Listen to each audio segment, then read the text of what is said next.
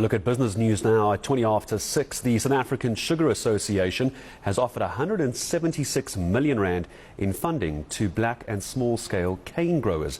The support comes as the industry is continuing to battle this ongoing milling sector crisis.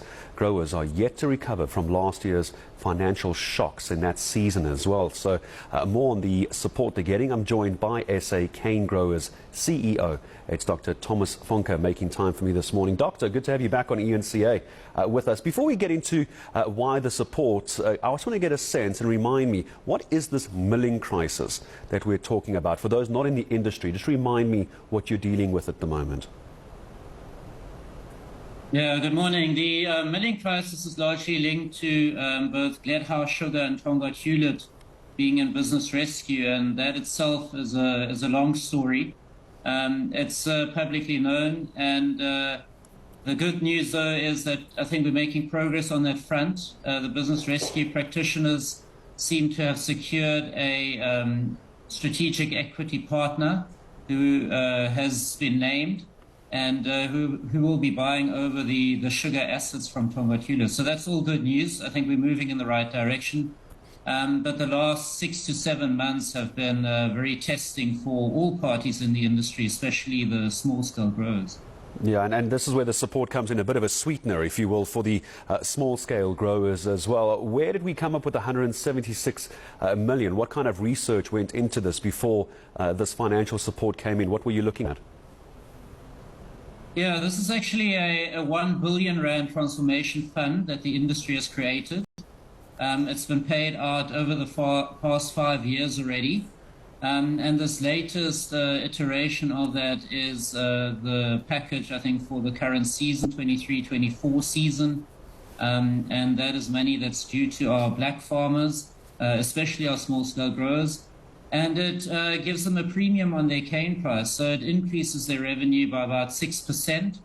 But that's, still catching up. If we think about the big impact that we had last year with the default by both Gledhouse and Tonga Tulip, that hit the cane price by more than 8%. So this is really just a top up for them in order to try and get back into profitability.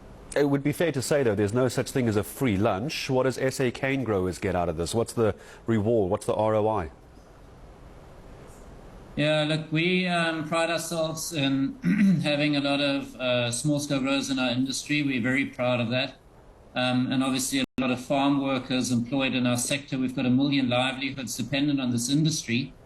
And in rural KZN, there aren't any other economic activities. So what we get out of it is stability, economic activity in the most rural areas of both KZN and Mpumalanga. And to keep guys in business is our top priority, because that adds to the GDP of the country and ensures that our industry is sustainable. And as you say, a huge industry for KZN and the economy. What support, if any, were you getting from either provincial government or national government? Is it a support that you would have expected to have gotten as an association? Did you get any at all? Yeah, I think the support is indirect. It's via an import tariff, but that was a deal from 2018 where, ITAC and I think DTIC Minister Patel reviewed the tariff application and agreed to a level that was fair for us relative to the world market. And I think that was really where they stand, and they said, we're giving you import protection now, make it happen. Come to the party with a transformation fund, show that you're not going to shed jobs in the sector and that you're going to support the small-scale farmers. And I think as an industry, we've pulled all of that together, and this is part of that deal. So this money that goes in now, if you have explained to us that it was a top-up, I think was the wording you used, is there an expectation that you're going to have to do this again in a couple of years' time? How long could this keep the industry going until another top-up and pay-as-you-go is needed? Yeah, that's a good question. We try and come up with transformation efforts and interventions as we go.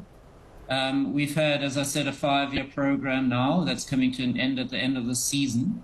But certainly as part of the master plan over the past 3 years, we've come up with another intervention for small-scale farmers, as well as a big study to identify blockages in small-scale farming. And part of the future, and we're working hard on a phase 2 of the master plan, is to try and make these arrangements permanent. But as an industry, we're not yet there. You can imagine how complex this issue is. And what we're trying to do is come up with a sustainable solution. Yeah, talking about complex issues, if I could just pull us back to the Hewlett-Tongaat, the milling side of this as well. What could be the expectation on timelines there? I'm just trying to get a sense of numbers, Doctor, if you wouldn't mind. Because I'm obviously not in the industry. I'm trying to get a sense of how damaging that was to the industry and what's the expectation when they come out of this. Yeah, the last 6 months, as I said, have been very testing. There have been many back and throws between the industry and the business rescue practitioners, and trying to understand what payments are due in terms of levies and which aren't due. And that in itself is a process that's going to be tested. Going forward, I think the timeline, as I understand it from the last creditors meeting, is that by no later than the end of September, the business rescue practitioners have to issue their business rescue plan, and that will include all of the details. So, more than that, we don't know. We just know what is being released on an ongoing basis. The last communication was Canegrowers Group, having been successful in their bid as a strategic equity partner. But yeah, more than that, we don't know. I think the detail will be in that business rescue plan once it's published.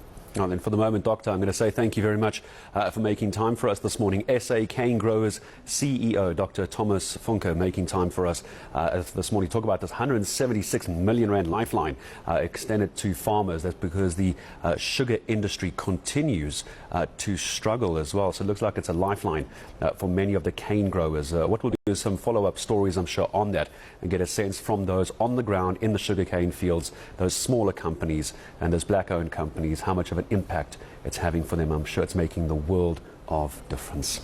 South Africa recording a preliminary